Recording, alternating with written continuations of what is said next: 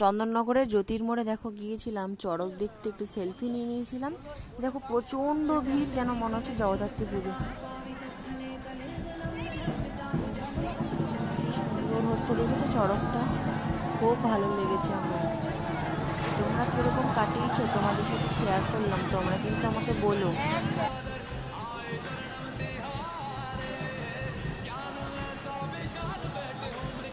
তারপরে ওখান থেকে হয়ে দেখো গিয়েছিলাম আমি সার্কাস মাঠের দিকে, শাড়ি প্যালেস দোকানটায়। অনেকেই নামটা জানে, বিভিন্ন রকম শাড়ি পাওয়া যায় ওখানে, শাড়ি ফেমাস ওখানে, ফিক্সড প্রাইস।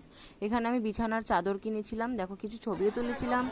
এবার সার্কাস মাঠের মেলায় ঢুকে গিয়েছিলাম, ভীষণ ভিড় সেখানে, বিভিন্ন রকম মানুষের প্রয়োজনে বিভিন্ন রকম জিনিস বসেছিল সেখানে, ব্যাগ, জামা কাপড় সমস্ত। এখানে আবার একটা বান্ধবীর সঙ্গে দেখা হয়েছিল, ও কাটলেট খাচ্ছে, আমি চাউমিন খাচ্ছি।